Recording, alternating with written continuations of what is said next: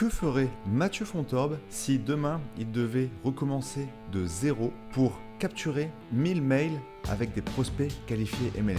C'est une des questions que j'ai posées à Mathieu, donc reste connecté pour obtenir la réponse.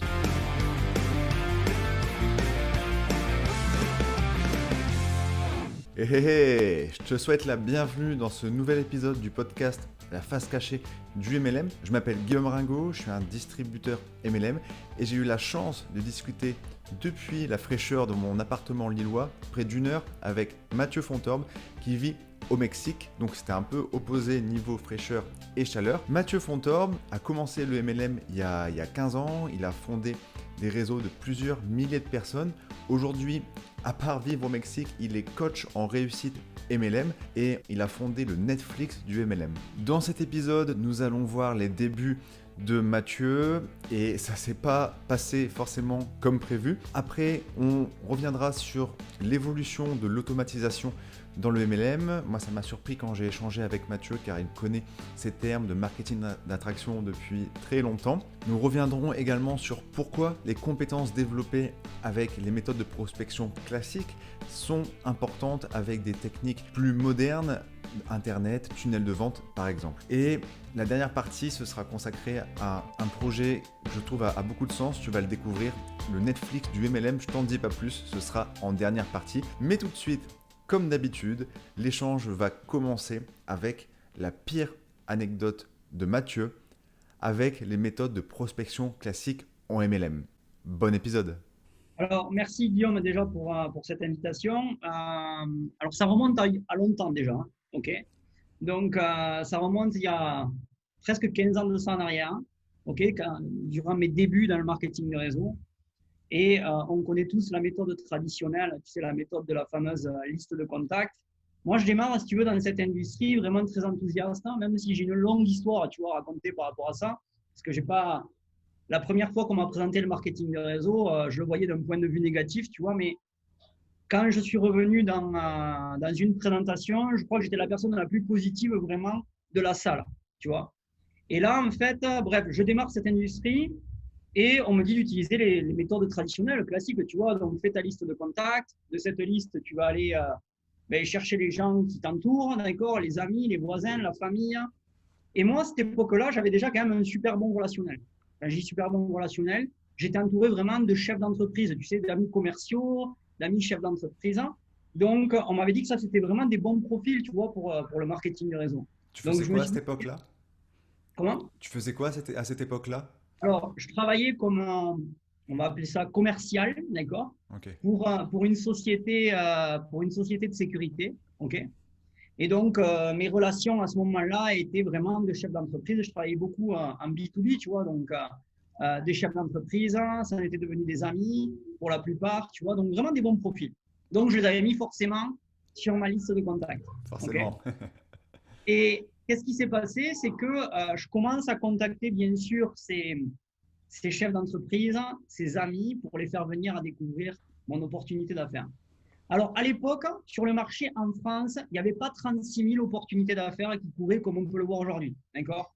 Il y avait une compagnie, sans citer le nom, ça démarre par un A, d'accord?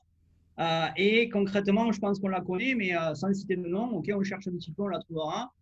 Et si tu veux, c'était déjà une compagnie qui avait déjà le vent en poupe, il y avait beaucoup de momentum, beaucoup de présentations publiques, hein, à cette époque-là. Ok, on faisait ça dans des hôtels, on louait des bowling, tu vois, c'était assez rigolo. Enfin bref, c'est pas moi qui les louais, mais en tout cas, ça se passait de cette manière. Et donc, je fais venir au fur et à mesure tous ces chefs d'entreprise. Et un par un, je peux t'assurer, Guillaume, c'est que je me suis fait rejeter comme t'as même pas idée. Et moi, en fait, si tu veux, bon, heureusement, j'avais une grande motivation. Tu vois, je croyais en ce projet. On m'avait dit tout simplement, ne t'inquiète pas, le premier qui te dira non, c'est normal, tu en auras un deuxième, un troisième, un quatrième. Et à un moment donné, tu vois, je les épuisais quoi, sur ma liste, hein. Je venais venir en masse, mon présentation. J'étais le genre de mec où je venais avec 10 personnes, quoi, tu vois. Cool. Mais j'étais le genre de mec aussi où il y avait personne qui démarrait à la fin. Tu vois, à la fin d'une présentation. Et, et à un moment donné, tu vois, quand j'ai épuisé ma liste de chefs d'entreprise, là, je commençais vraiment à m'inquiéter. Et la seule réponse que j'avais de la part de mes uplines, c'était ne t'inquiète pas, tu n'es pas encore tombé sur les bonnes personnes. Et là, je ne comprenais pas parce que je me dis, mais attends, mais c'est quoi les bonnes personnes finalement pour démarrer ce genre d'activité? Parce que si un chef d'entreprise, si un commercial qui a déjà de la réussite dans ce qu'il fait, ce n'est pas le bon profil pour développer cette activité, on va aller s'attaquer à d'autres personnes. Alors, je vais venir à ça par la suite. Mais le pire de ça, c'est que, pour l'anecdote, tous ces chefs d'entreprise avec qui j'avais une super relation à la base, ils m'ont tous rejeté, ils m'ont tous tourné le dos. Pour la plupart, même il y en a qui ils pensaient que j'étais dans une secte, d'accord? C'était ça vraiment à l'époque. Hein. Et même pour certains, ça avait coupé notre relation amicale, ok, mais aussi notre relation contractuelle avec En l'entreprise plus, à laquelle je travaillais, tu vois. un double Mais tranchant, quoi. le pire de ça, c'est qu'il y a même des pseudo-amis chefs d'entreprise que j'avais qui étaient allés voir mon ancien patron en me dénonçant comme quoi je faisais une autre activité, tu vois. Et donc, si tu veux, tu vois, ça, c'est. Tu veux bien faire les choses, hein, c'était ça, tu veux bien faire les choses avec de bons profils, tu écoutes les méthodes. Hein. J'étais enseignable, quoi, tu vois. Et finalement, tu te retrouves avec à la fin des choses qui ne sont pas tellement agréables à vivre. J'aurais une autre histoire même. J'ai plein d'histoires à te raconter dans le marketing. J'ai vécu vraiment plein de choses, d'accord. Mais celle-là, c'est vrai que ça a été un de mes premiers échecs, puisque j'ai vraiment fait ce qu'on appelle un barbecue géant dès le départ, avec les méthodes traditionnelles du marketing de réseau, qui était l'invitation à l'urgence, tu sais. Vas-y, écoute, j'ai découvert une super opportunité, il faut absolument que tu viennes, j'ai que quelques places. Ah, mon téléphone n'a plus de batterie, il faut absolument que tu viennes, mais je compte sur toi jeudi, enfin bref, tu vois. Ou j'ai qu'une place en ce moment, ou alors j'ai besoin de ton avis, tu es le chef d'entreprise, tu réussis dans le monde des affaires, un petit peu d'hypocrisie dans tout ça, tu sais, un peu. C'est quoi la Voilà. méthode? J'ai plus de batterie, je connaissais pas. Alors, c'est une méthode parmi tant d'autres, on m'avait appris à faire ça, comme il fallait mettre de l'urgence. Ah, ok, d'accord, ouais. Pour créer Tu sais, l'urgence. Ouais. imaginons Guillaume, tu es mon prospect, tu es un pote à moi, d'accord, je t'appelle, et je te dis, écoute Guillaume, j'ai découvert une super opportunité d'affaires, d'accord. Alors, j'ai que quelques places pour une présentation, il ne me reste plus qu'une d'ailleurs. Ah mince, par contre, j'ai mon téléphone qui va couper là, j'ai plus de batterie. Mais par contre, est-ce que tu peux me dire oui ou non pour ce jeudi à Ah, bah, 18h? j'ai pas trop le choix, donc oui, quoi. Ok. Ça va couper, c'est OK? Donc voilà, en gros, c'est ça, tu vois. Bon, D'accord. il y a plusieurs stratégies, d'accord, mais ça fait partie des méthodes traditionnelles. En tout cas, c'était ma première anecdote. Tu vois, le premier, on va dire, le premier moment émotionnel dur un des premiers, parce que j'en ai d'autres, mais un des premiers dans le marketing de réseau.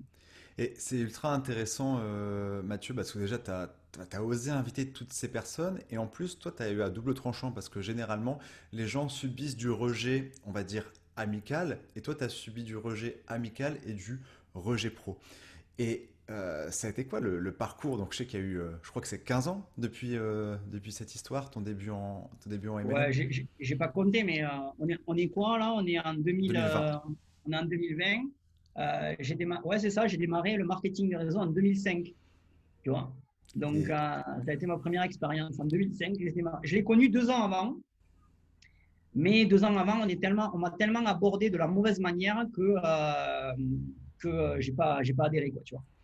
Et donc, tu as commencé par les méthodes traditionnelles. Et c'était quoi le processus qui t'a amené aujourd'hui, donc j'ai un peu regardé ce que tu disais, à dire ne faites pas tout votre recrutement sur eux. En parlant de la famille, est-ce que c'est un raisonnement que tu as eu par rapport à ta propre expérience ou aussi une rupture qu'il y avait dans le MLM en général? Bon, alors moi, si tu veux, j'ai quand même parcouru quelques années en utilisant quand même la méthode classique, même s'il ne fonctionnait pas, en tout cas, en grande majorité pour moi et pour la majorité de mes équipes aussi. Franchement, ça a été une galère aussi, tu vois, faire construire les équipes avec les méthodes traditionnelles. On ne le voyait pas à ce moment-là, mais c'était quand même assez compliqué. Et c'est compliqué aujourd'hui pour la majorité de beaucoup. Je ne sais pas si ça se dit, mais en tout cas, pour beaucoup aujourd'hui, c'est encore super compliqué à utiliser ces méthodes traditionnelles. Bien sûr, moi, je ne vais pas cracher sur les méthodes traditionnelles, d'accord, parce que certains leaders les enseignent et je les respecte complètement. Mais je sais que ce n'est pas forcément les meilleures stratégies aujourd'hui pour en tout cas exceller. Et ça, à un moment donné, moi, j'ai anticipé et je l'ai vu, tu vois. Et si tu veux, j'en avais un petit peu marre. À un moment donné, je me suis posé, j'en avais marre d'utiliser des stratégies qui me faisaient tourner en rond, tu vois. Et je me suis dit, tiens, pourquoi pas être un petit peu ouvert et aller voir s'il existe autre chose que la fameuse liste de contacts, la méthode d'urgence, et ainsi de suite. À cette époque-là, il n'y avait pas 36 000 solutions. Beaucoup peut-être de ceux que tu as interviewé ou autre, j'ai pas vu toutes les interviews, mais te diront un petit peu la même chose. On allait chercher un petit peu chez les Américains, tu vois. Ici au Mexique, on les appelle les gringos, ok? Ok. C'est rigolo. C'est comme mon Mais nom de famille, mais avec un G devant, quoi. ouais, enfin, c'est le surnom, ok? Il y a pas de, c'est pas péjoratif ce que je dis. Bref, parce que moi on me dit souvent, mais t'es un gringo, quoi. Comme ça, vraiment ici, tu vois, au Mexique, parce qu'on me prend pour un Américain à la base, avec mon Ok. accent, ok? Donc, qu'est-ce qui se passe? C'est que je vais me renseigner un petit peu là-bas. Je comprenais à moitié l'anglais, mais je me suis dit, tiens, on va voir vraiment comment fonctionnent un petit peu les Américains, tu vois. Parce que apparemment, ils fonctionnent d'une autre manière. On nous vantait que les méthodes déjà qu'on utilisait, elles venaient des États-Unis, tu vois. C'est clair. Donc, je me suis dit, est-ce que c'est réellement ça qui travaille de cette manière? Et là, j'ai commencé à m'apercevoir que déjà, on avait beaucoup de retard à cette époque-là sur les méthodes qu'on utilisait. Il y avait d'autres méthodes qui existaient. Et là, j'ai découvert des nouvelles personnes qui se sont ajoutées, on va dire, à mon panel de formateurs que je regardais dans le marketing des réseaux. Et notamment un qui, je pense, qui nous a tous inspirés quand on a démarré avec Internet. Qui a dernièrement interviewé euh, un de mes, pas de mes amis, j'ai envie de te dire, parce que je ne le connais pas personnellement, mais qui travaille aussi, un des formateurs qui travaille aussi avec la méthode Internet, d'accord. Et on a tous, je pense, été formés un petit peu à cette méthode-là. On est tous allés le voir, entre guillemets. Peut-être qu'on a acheté une formation ou autre. En tout cas, ça a été mon cas. Et ce mec-là, il s'appelle Ray Don, d'accord. C'était, je crois, un des premiers aux États-Unis vraiment à utiliser, tu sais, les stratégies Internet. Un des premiers qui a fait vraiment des chiffres énormes avec ces stratégies-là. Et on s'est un petit peu inspiré de lui. Et moi, j'ai commencé à cette époque-là à appliquer un petit peu ces méthodes. Pour tout te dire, je galérais un petit peu, surtout quand tu n'es pas fortiche en anglais, tu vois. Mais voilà, tu t'en sors un petit peu quand même. Le Google Traducteur de l'époque, ce n'était pas le Google Traducteur de maintenant, pour tout te dire. Mais voilà, et c'est de cette manière que j'ai commencé à découvrir les nouvelles méthodes, on va dire version 2.0, pour travailler aujourd'hui dans le marketing de réseau, parce qu'elles sont issues de là. Quand on s'est appelé avant ce rendez-vous, tu m'as dit bah, avec Ray Higdon que tu avais découvert ça, je crois que c'était il y a 8 ans. Et moi, je suis ultra curieux, un peu, tu sais, j'aime bien faire un retour en arrière. C'était quoi les méthodes d'acquisition? Enfin, c'était essentiellement sur le blogging, parce que Alors, 2012, il n'y avait pas YouTube, si, je sais plus. Alors, à cette époque-là, effectivement, le truc qui était vraiment en avance, c'était le blogging, tu vois. Ok. Donc, lui, il avait un blog qui tournait à cette époque-là déjà, tu vois. Et c'est comme ça, d'ailleurs, que je l'ai découvert. Tu vois, sur Internet, hein, quand tu tapes un mot-clé, enfin, en tout cas, un mot, ok, tu vas tomber tout simplement, mais notamment sur un blog, tu vois. Hmm. C'est rare, d'ailleurs, aujourd'hui, que tu tapes le nom d'une entreprise en marketing réseau. Je ne sais pas si tu as fait le test. Aujourd'hui, tu as plus de blogs qui sont référencés, qui sont rankés, en fait, que finalement le site de la société en L'entreprise question. elle-même, ouais. Donc, c'est juste pour te dire que c'est aussi une belle manière pour se faire connaître, tu vois. Moi, c'est une des stratégies que j'utilise aujourd'hui, que j'apprends à mes élèves et tout ça, tu vois. Le blog, pour moi, c'est un petit peu la nouvelle carte de vie sur Internet. À l'époque, c'était une révolution. Je dis à l'époque, en même temps, c'est pas si vieux que ça, mais c'était quand même une révolution. Et je l'ai connu, effectivement, on a commencé par le blogging. Donc, on a enseigné les gens à utiliser le blogging, tout simplement. Et ensuite, derrière, on a découvert qu'on pouvait utiliser un genre de funnel, même si ce n'est pas les tunnels de vente qu'on utilise aujourd'hui, mais on utilisait déjà ce genre de choses, en fait, il y a 8 ans en arrière. Voilà. Et, et là, s'il y a quelqu'un qui nous écoute, qui ne connaît pas le terme de tunnel, enfin, qui connaît le terme de blog, mais qui ne comprend pas trop avec le MLM, parce que moi, je t'avoue, quand je suis tombé sur enfin, j'ai jamais eu conscience une seule fois, en allant sur des sites avis X société, que derrière, il y avait une stratégie MLM, si tu veux. Et quand j'ai découvert tout l'univers qu'il y avait derrière, je me suis dit, ah ouais, il y a vraiment un vrai potentiel. Et du coup, là, s'il y avait le Guillaume d'il y a un an qui nous écoutait, qui connaît rien en termes de stratégie, comment tu pourrais résumer les avantages des stratégies, on va les appeler modernes, par rapport à des stratégies classiques, liste de contacts, de prospection? Alors, les stratégies modernes, aujourd'hui déjà, beaucoup la vendent comme la stratégie magique, d'accord, qui va te rendre riche, et ainsi de suite. C'est totalement faux, hein. Moi, je le dis souvent, le marketing de réseau, déjà, c'est un business qui est simple, mais qui n'est pas facile. Déjà avec les anciennes méthodes, mais aussi avec les nouvelles méthodes. OK. Et aujourd'hui, on pense effectivement. Alors, un funnel, déjà, pour te donner répondre à ta question, parce que c'est la première que tu m'as posée, c'est quoi ce genre de funnel, et ainsi de suite. Bon, aujourd'hui, il est très simple d'aller voir la définition de ce que c'est un tunnel marketing, d'accord. C'est tout simplement une série de pages qui permet en fait de convertir un prospect qualifié à la base, ben, soit en client ou en partenaire d'affaires, suivant en tout cas l'offre que tu vas lui proposer. Okay. Le funnel, le tunnel d'ailleurs ne s'utilise pas que dans le marketing de réseau. D'ailleurs, ce n'est pas issu de ça. Aujourd'hui, beaucoup l'utilisent pour faire de la vente, du dropshipping, pour vendre un produit, pour faire du e-commerce, et ainsi de suite, tu vois. Donc, c'est juste une série de pages qui permet en fait de faire un client ou un partenaire d'affaires en mode un petit peu automatisé. D'accord? C'est un système qui travaille pour toi. Mais ça fonctionne, et je te le dis clairement, que si vraiment la personne commence à te connaître. Tu vois ce que je veux dire? Je vais te donner un exemple concret, Guillaume. Imagine-toi que tu es dans le marketing de réseau, d'accord? Et imagine-toi que tu découvres cette méthode du funnel parce que tu as peut-être quelques difficultés à avancer. Tu vois, c'est un exemple concret. Hein. Tu dis, waouh, avec ça, on peut faire vraiment des prospects en automatique. Je vais signer beaucoup de monde. En tout cas, c'est comme ça qu'on te le vend souvent. Ok? Tu l'as déjà vu, on est d'accord? Oui, oui, j'ai été le prospect, j'ai été vraiment dans ce cas-là en mars 2020. Ok. Tu vas t'apercevoir une chose, c'est que tous ceux qui ont testé ces méthodes de funnel, juste la méthode, ils ont créé un super funnel, il est super beau, ainsi de suite, ça donne envie. La majorité n'ont eu aucun résultat. Tu sais pourquoi?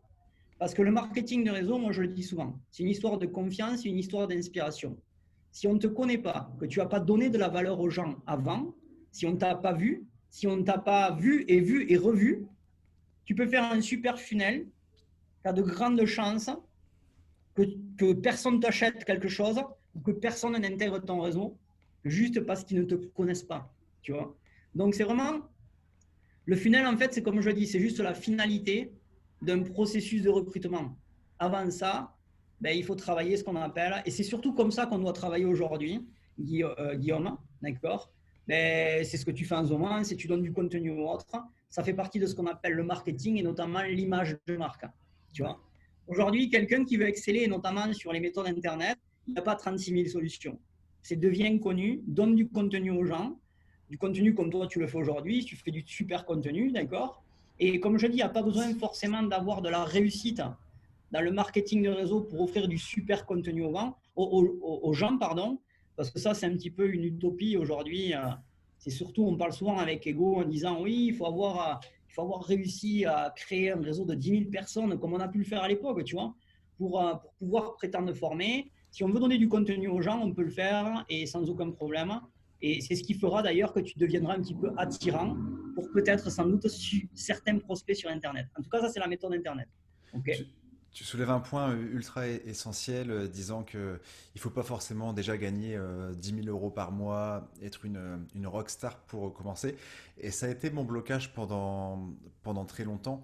Et j'ai décidé en fait d'adopter une casquette quand je créais du contenu de personne qui documentait son aventure, qui partageait ce que je suis en train de faire. Là, j'échange avec les meilleurs de mon marché pour apprendre, etc.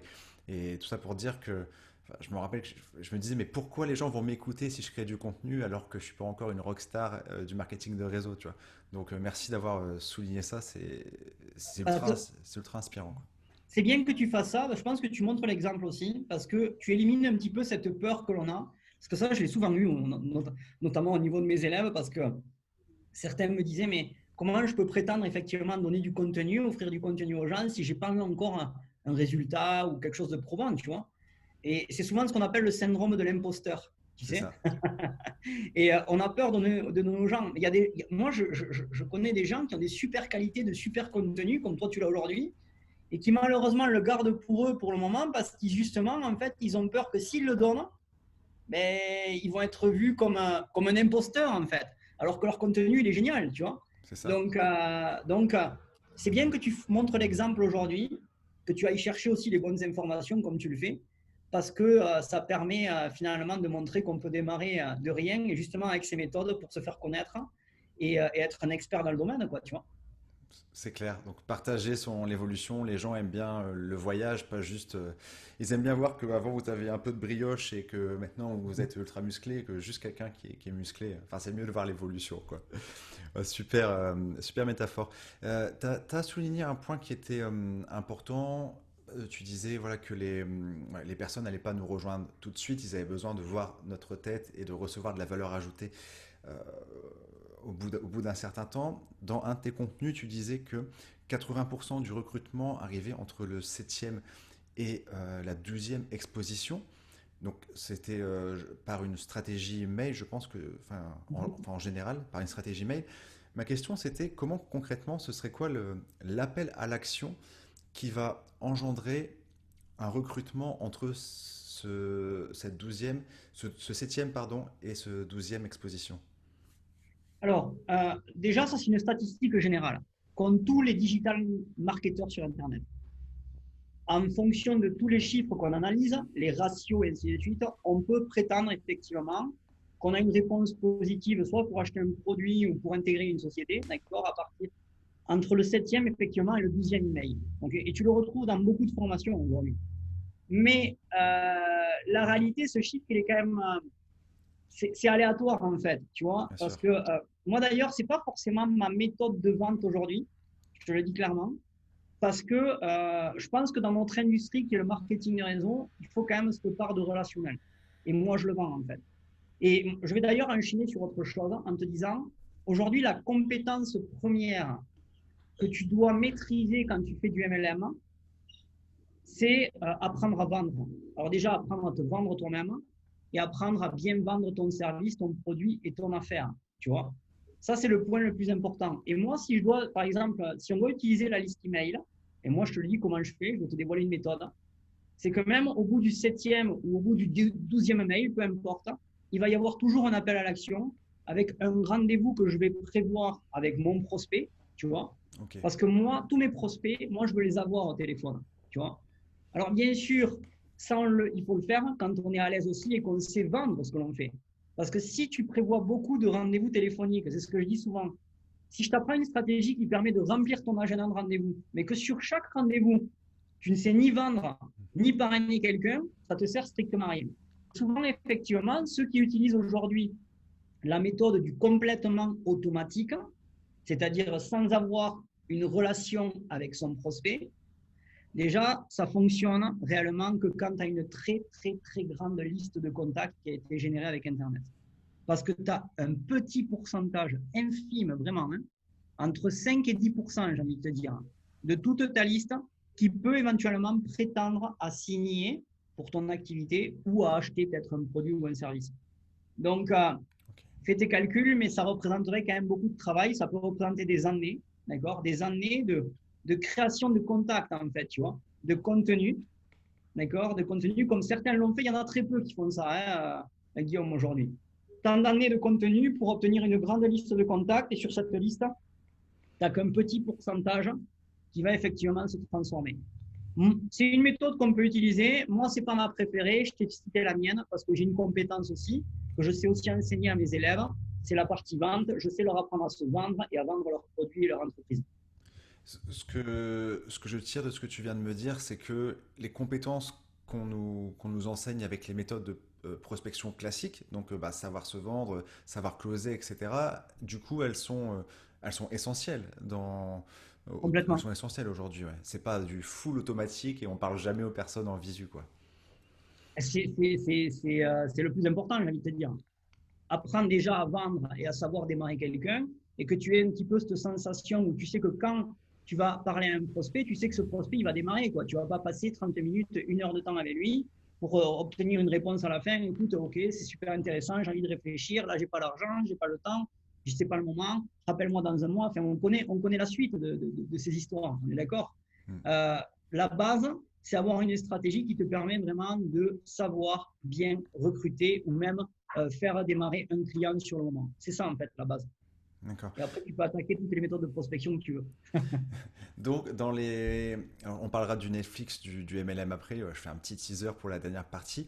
Dans les personnes que tu accompagnes aujourd'hui en général, c'est, on va dire, le premier module, enfin, le premier axe, c'est clairement le closing, la présentation, enfin, le fait de savoir se vendre en one-to-one, c'est vraiment la plus-value que tu veux apporter à tes élèves.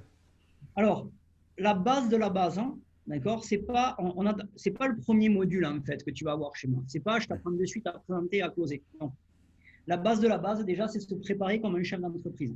Beaucoup, en fait, ont du mal à assimiler que quand ils sont dans le marketing de réseau, ils ont une vraie entreprise entre leurs mains.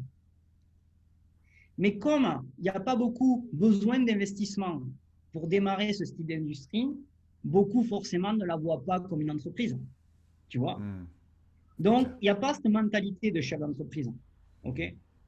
Je discutais encore avec une, je ne vais pas l'appeler l'élève, mais quelqu'un qui m'a contacté, qui avait besoin de formation pour démarrer. Et je lui ai même conseillé, je dis non, mais en ce moment, ce n'est pas le moment de faire du marketing de réseau pour toi, parce que, un, tu es dans une situation financière ultra compliquée, d'accord? Tu n'as pas forcément le bon focus, bien focalisé pour pouvoir avancer dans ton affaire parce que tu es pressionné financièrement et tu es dans une affaire qui va nécessiter du temps, mais aussi de l'argent. Tu es une entrepreneuse, c'est ce que j'ai dit aujourd'hui. Tu as une entreprise entre tes mains. Et quand on monte une entreprise, certes, pas avec les coûts dans le système traditionnel, mais dans le marketing de réseau, quand on monte une entreprise, il y a des petits coûts pour tout simplement se former, des coûts pour les produits, pour les services, d'accord, si on fait partie d'une entreprise de marketing de réseau produits-services. Sur certains, il y a l'abonnement à payer quand on fait partie d'une compagnie trading, et ainsi de suite. Voilà, toutes ces compagnies qu'on voit aujourd'hui, ok. Ce sont des coûts, en fait, c'est des investissements qu'on doit avoir, tu vois. Et, euh, et donc, je ne sais plus où c'est que je voulais en venir, mais la réalité, c'est que les bases de la base, quand on démarre dans cette industrie, il faut se former comme un chef d'entreprise. D'ailleurs, moi, c'est ce que j'apprends. Je t'apprends à te préparer comme un sportif le ferait pour préparer une compétition. Tu vois?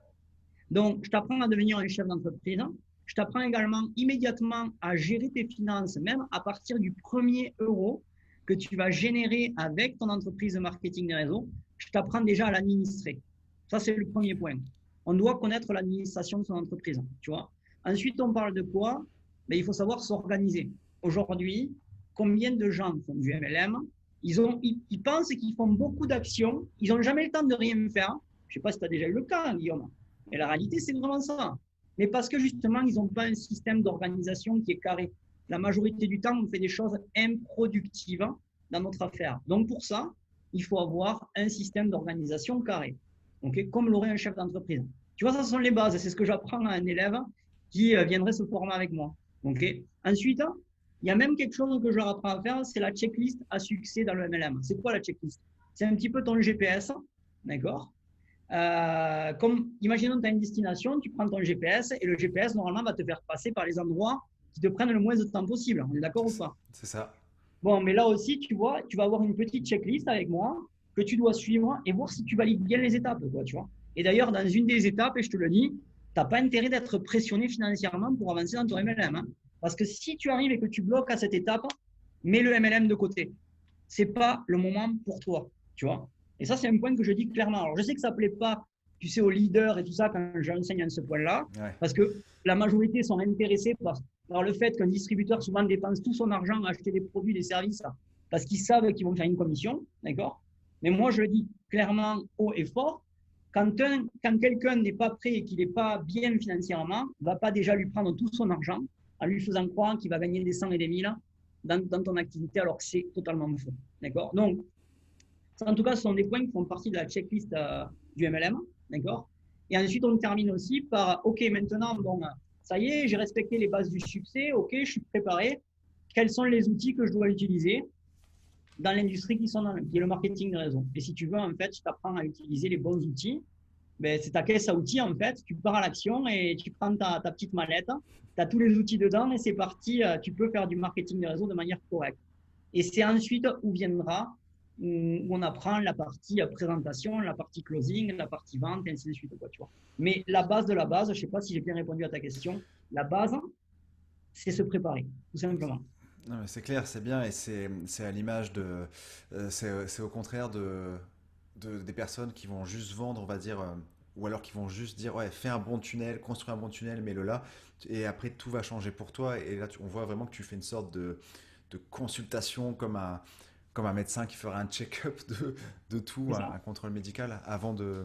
Et le tunnel, on va dire que c'est un moyen d'accélérer, mais il y a plein d'autres choses avant et après, quoi. Le tunnel, Guillaume, c'est un moyen de convertir. C'est ça. C'est même pas accéléré, en fait. C'est un moyen Mm. de convertir un prospect qui est déjà à moitié qualifié à la base en un client ou en un partenaire. En fait, ça l'aide à prendre une décision, le tunnel, mais de forme automatique, tu vois. Mais il y a tellement d'étapes avant qu'un tunnel fonctionne, hein, avant qu'on ait un taux de conversion élevé, tu n'as pas idée. J'avais une question un peu on va dire, technique, un plan d'action, mais concrète. Le fait d'avoir du monde sur sa liste mail, c'est aujourd'hui, enfin, c'est un facteur qui permet d'accélérer le recrutement et la vente. Là, si demain tu te réveilles, Mathieu, plus personne te connaît, on va dire dans le Ouais. monde professionnel, tu n'as plus aucun contenu sur YouTube, tu recommences vraiment à zéro. Tu peux pas faire jouer tes relations. Comment tu ferais pour capturer 1000 mails dans le business du MLM? Ce serait quoi ta stratégie? Je fais ce que tu fais aujourd'hui. Ok, sympa. Je ferai ce que tu ferais aujourd'hui. Et d'ailleurs, j'aime bien me mettre ce genre de challenge. Tu sais, moi, ça me rappelle mes départs, Guillaume, quand j'ai notamment commencé avec ma chaîne YouTube et tout ça. Tu vois. Et tu sais, quand tu démarres une chaîne YouTube et tout ça, tu veux par exemple tout faire bien dès le départ. Je vois que tu es super bien équipé, tu vois. C'est assez rigolo parce qu'au départ, j'étais un petit peu équipé comme toi tu l'es aujourd'hui, tu vois. J'achetais le bon matériel, j'étais au top, j'essayais d'être dans un cadre super beau, tu vois, ou en tout cas que, voilà, que ça se voit bien, quoi, tu vois. C'est surtout ça, en fait, travailler son image de marque au départ. Bon, aujourd'hui, pour tout te dire, je me prends moins la tête. Aujourd'hui, tu vois, j'ai pas le joli micro que tu vois ce que je veux dire. C'est vraiment, moi, je sais qu'aujourd'hui, les gens, ils ont besoin de quoi? Ils ont besoin de contenu productif. Voilà. Et moi, si je devais redémarrer à zéro, mais déjà, je travaillerai mon image de marque. Donc, bien sûr, mon image où on me voit de manière professionnelle. Et je commencerai un plan d'action, d'accord, qui serait un plan d'action de contenu à offrir aux gens. Tu Ok. vois. Et c'est de cette manière que je redémarrerai sans aucun problème. Et ça fonctionne. Mais il faut avoir de la patience. Parce que comme on est dans une culture qui est la culture de la vitesse, souvent les gens veulent les choses rapides. Mais quand on utilise ce genre de stratégie, c'est une méthode qui peut prendre du temps. Voilà. Ah bah, c'est clair, c'est pas du court terme, ça je le confirme. Et je fais un petit aparté, il y a quelqu'un qui m'a inspiré, un YouTuber qui aujourd'hui, pas dans le MLM, a 2000 abonnés. Et il a Ouais. fait une vidéo où il fait le bilan de 30 jours, 30 vidéos. Et il dit à la fin, il était content, il a gagné 45 abonnés. Ce qui est bien, mais pas. Enfin, quand on voit qu'il a Très bien. 2000, ce qui est rien par rapport à 2000, quoi. Et du coup, c'est ultra inspirant, comme tu disais tout à l'heure, voilà, de partager l'évolution. Et Donc, ce plan d'action fonctionne, Guillaume. Je te le dis parce que ce plan d'action de 30 jours sur YouTube, je l'ai fait. ok. D'accord.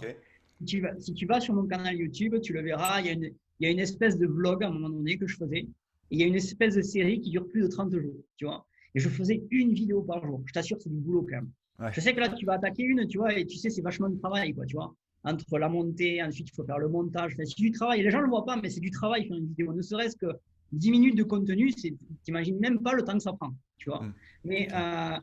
concrètement, je t'assure que ça fonctionne. Pour gagner des vues, gagner des abonnés, la constance et le faire sur 30 jours, tu vas voir que tu vas augmenter tes vues sans aucun problème. Je vais regarder ça après. T'avais combien d'abonnés avant de commencer ta série? Tu sais, tu te rappelles ou pas? Alors, j'étais à peu près dans les 300-400 abonnés, tu vois. Ok. Et je crois qu'en une série de 30 jours, j'étais monté, alors j'ai fait plus de 40. J'avais gagné, je crois, un peu plus de 150 ou 170 abonnés, tu vois, sur 30 jours. Mais tu sais que c'est à partir de là que ça a impulsé mon canal. Ça a Ok. impulsé, en fait, puisque YouTube faisait vachement de recommandations. Donc, ce qui fait que ça a été un petit peu le départ d'une machine, quoi, tu vois. Ça a été l'effet de levier, en fait, de faire ça. À un moment donné, on fait des sacrifices, mais et ça paye. Ok. Moi, j'ai hâte. Par contre, après, il faut pas trop descendre la cadence, hein, parce que YouTube le détecte, ça aussi. Moi, Oula, donc. après, si tu veux, je me suis mis un petit peu en mode confort. Je faisais plus une vidéo par jour, quoi, tu vois. D'ailleurs, là, je baisse, tu vois, au niveau des vues et tout ça, parce que, bon, j'ai beaucoup de travail à côté, je fais beaucoup de coaching, ainsi de suite, mais je sais que si, par exemple, tu commences à t'attaquer à faire 2, 3 vidéos par semaine, tu le fais constamment, tu fais du bon contenu, putain, ta chaîne, elle va monter, tu n'as même pas idée. Et que tu sais ranker un petit peu tes mots-clés, tu vois. Aujourd'hui, il y a des outils qui permettent de le faire, c'est sûr que tu vas trouver. Mais peut-être que tu as déjà trouvé, mais voilà, ta chaîne elle va ranker. Fais du contenu, c'est ce qui va te propulser, on le sait. T'as tout à fait raison et surtout, c'est avant tout, c'est apporter de la valeur ajoutée. Le micro, voilà, c'est un plus, mais avant tout, c'est la valeur, résoudre des problèmes. Et tu fais une parfaite transition. Si je te dis Netflix et MLM, ça te fait penser à quoi du coup?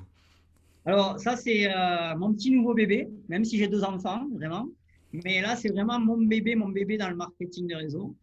Euh, Netflix, au moment où je te parle, c'est quelque chose qui est en vogue, d'accord. Netflix, on aime. Moi, le premier, tu vois, je l'ai chez moi. Peut-être que tu l'as aussi chez toi, d'accord? On regarde des séries télé dedans, on se divertit, c'est cool. OK? Et surtout au niveau tarif.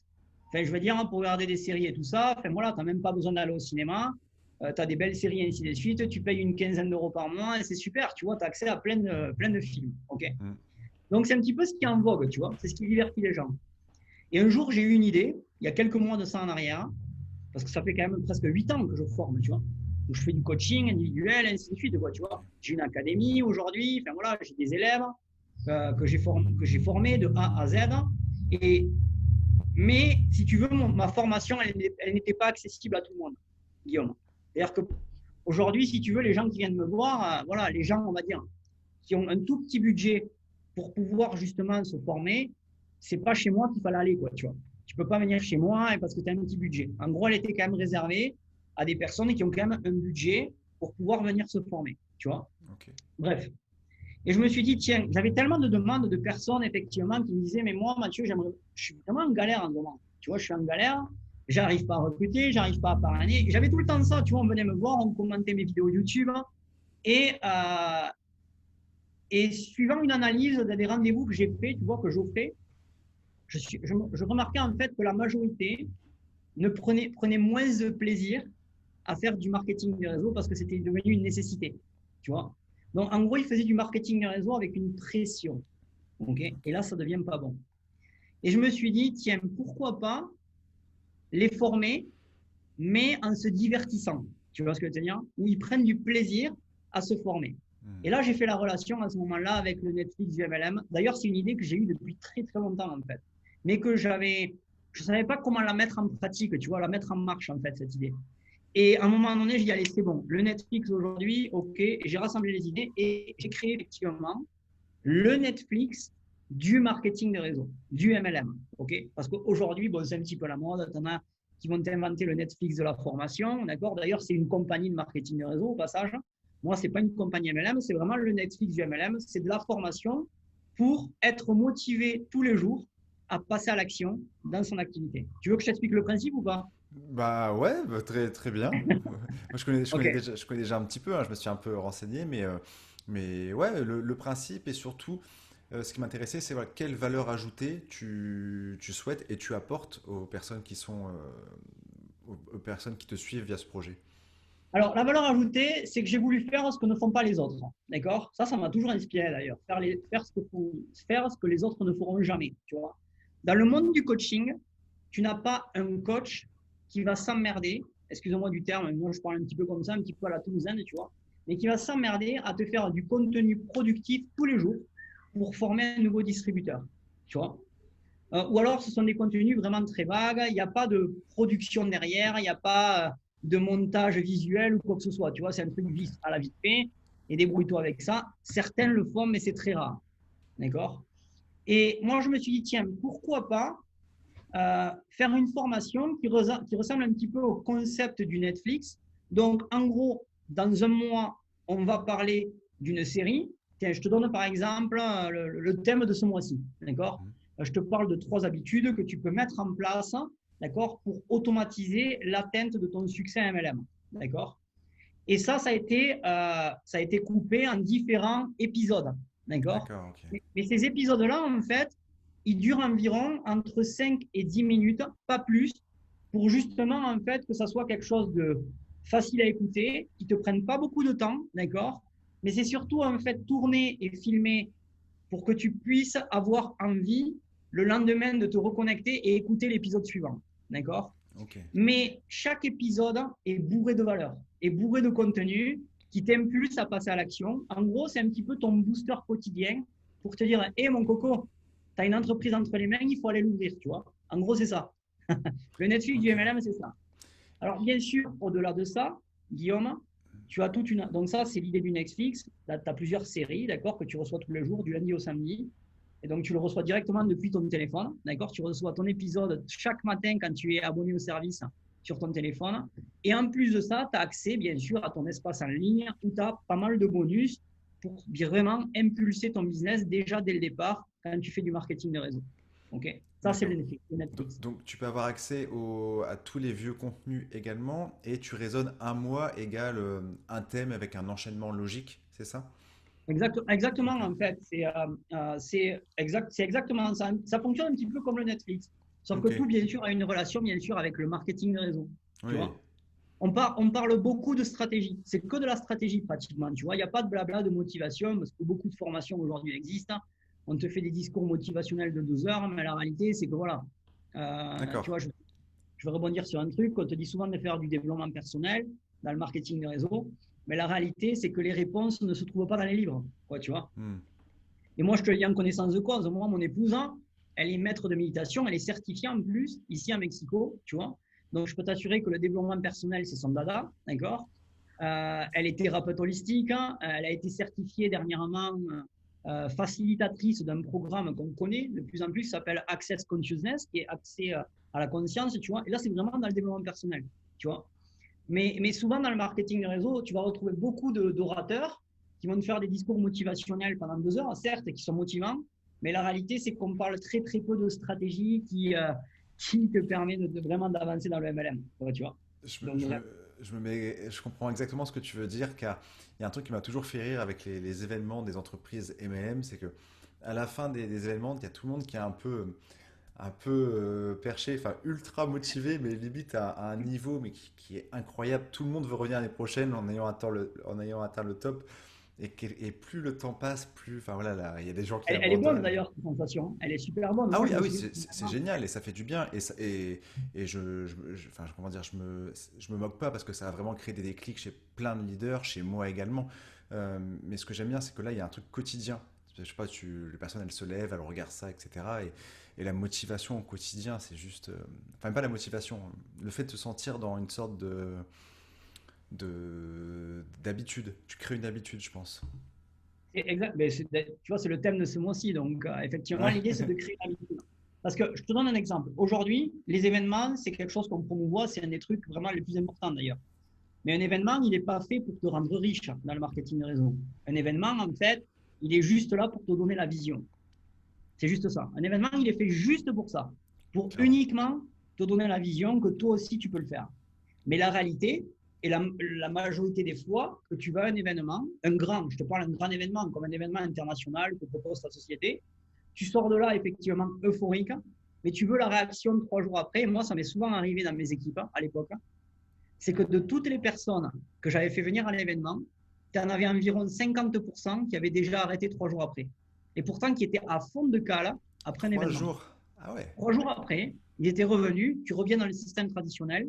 Ils avaient pris tellement de bouffées de chaleur, en gros, qu'ils étaient tellement motivés que c'est tellement redescendu rapidement que derrière, ben, tu te dis non, mais je ne suis pas prêt finalement à passer toutes ces étapes pour aller plus loin, tu vois. Et ils reviennent dans le système traditionnel.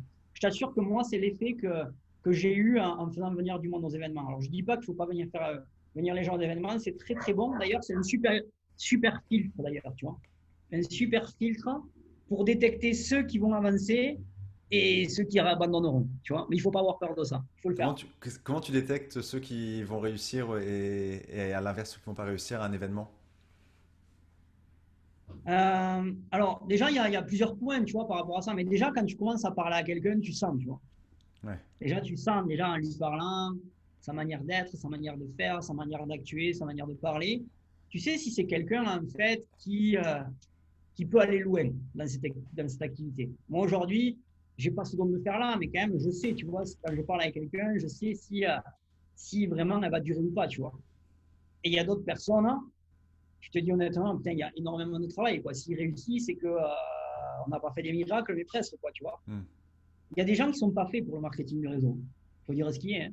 Tu vois, tout le monde te dira, tout le monde est fait pour le MLM, c'est faux, totalement faux. Hein. Tout le monde n'est pas fait pour le MLM. Ça se saurait d'ailleurs, tout le monde réussirait. Bah, D'accord. c'est clair. Et, mais tu le sens, de toute façon, c'est l'événement qui va souvent le déterminer, tu vois. Tu fais venir un événement, tu fais venir 50 personnes, par exemple, tu vois. Et 2 jours après, tu vas voir qui c'est qui est vraiment motivé pour pouvoir avancer ou pas. Tu vas Ok. le voir de suite. Hein. Ceux qui sont motivés, ils vont tout le temps t'harceler, ils vont te dire, oh, putain, c'est un truc de fou, là, j'ai fait ça, j'ai fait ça, j'ai fait ça. Et ceux qui ne sont pas motivés, ben, ils ne te donnent plus de nouvelles, ils ne te donnent plus de réponses. Et c'est là où tu peux déterminer s'ils vont avancer ou pas, quoi, tu vois, s'ils vont faire quelque chose. Il y a plein de critères après, Guillaume. Tu vois, c'est difficile de répondre à cette question, mais en tout cas, Oui, l'événement va te servir à c'est un, re- filtrer.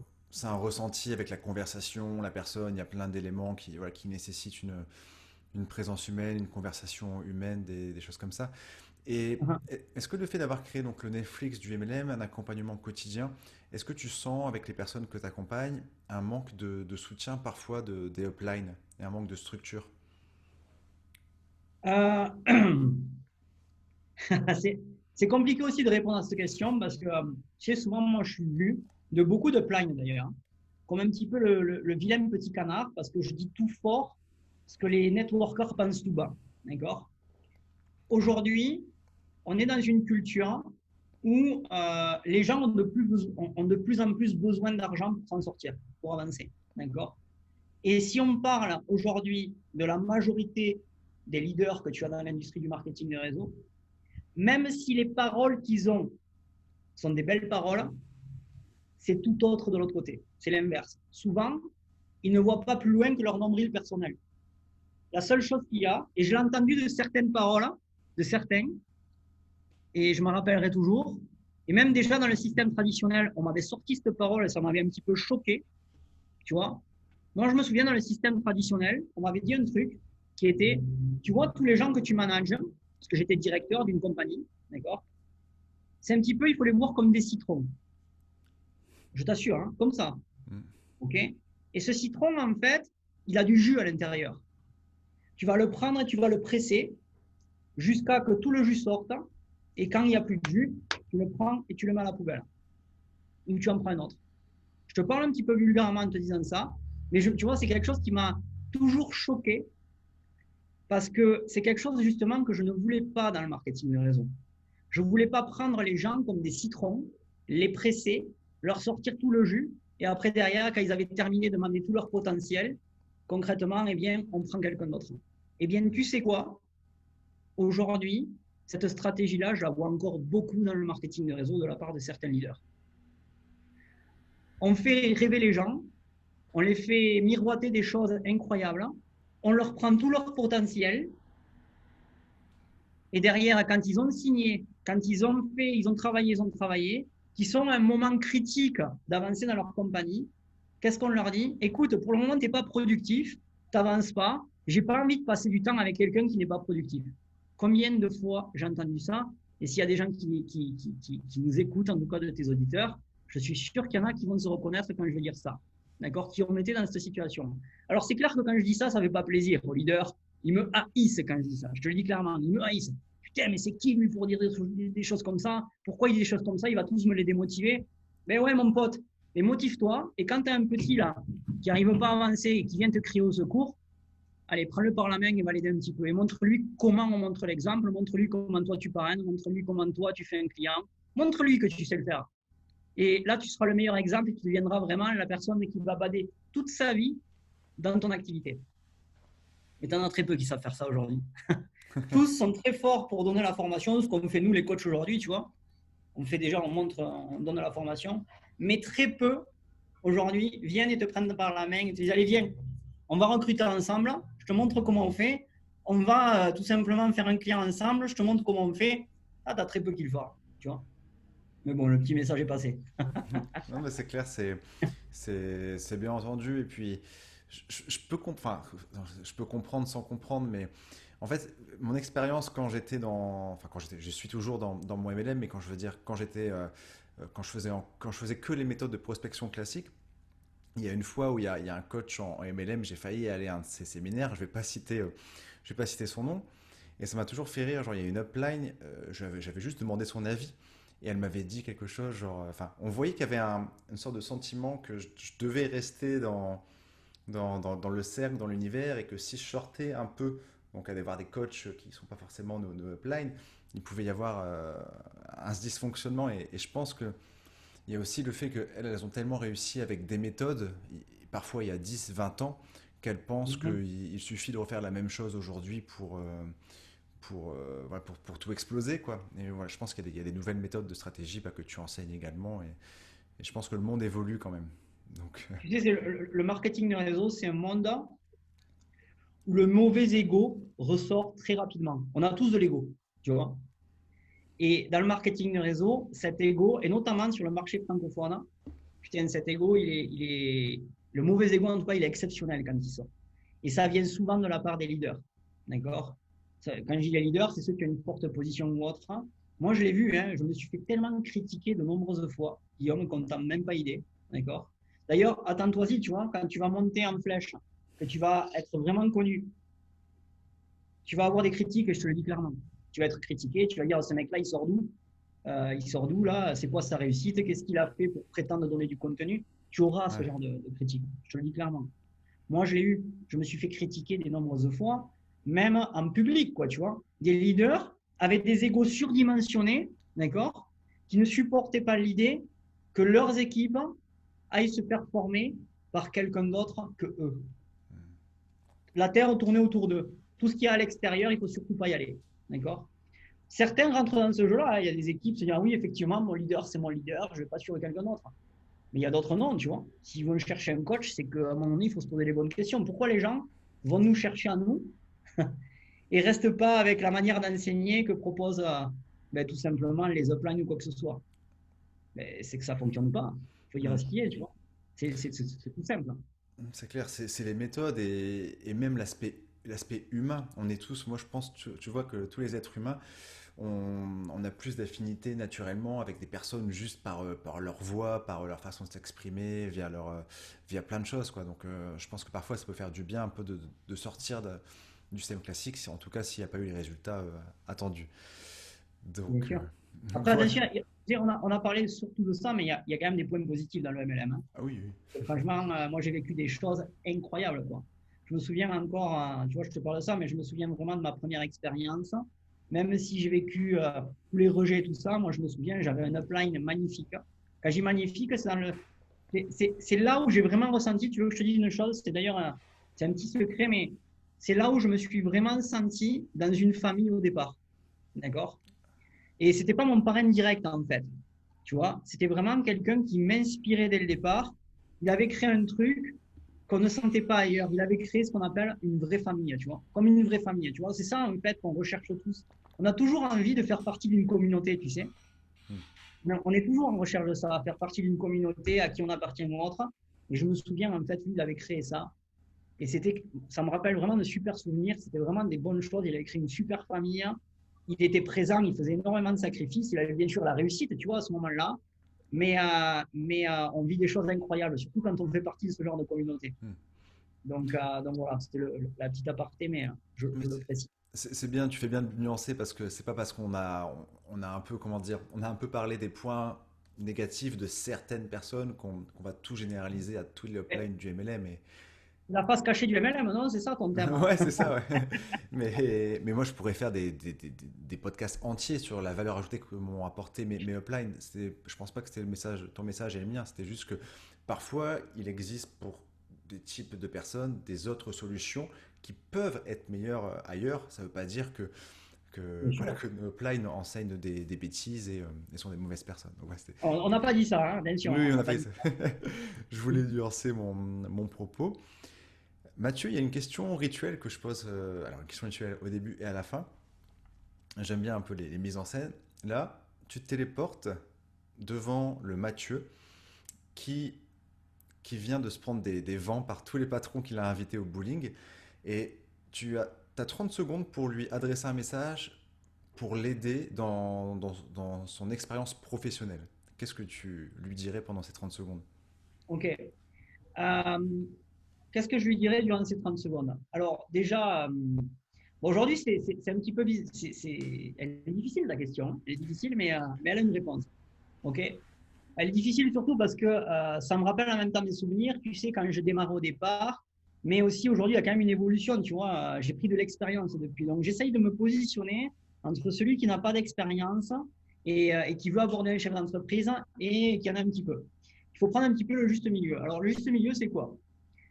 Je pense que déjà, en fait, avant d'aller aborder les chefs d'entreprise, je détecterai un petit peu déjà mes qualités. Parce que moi, je pourrais apporter quelqu'un.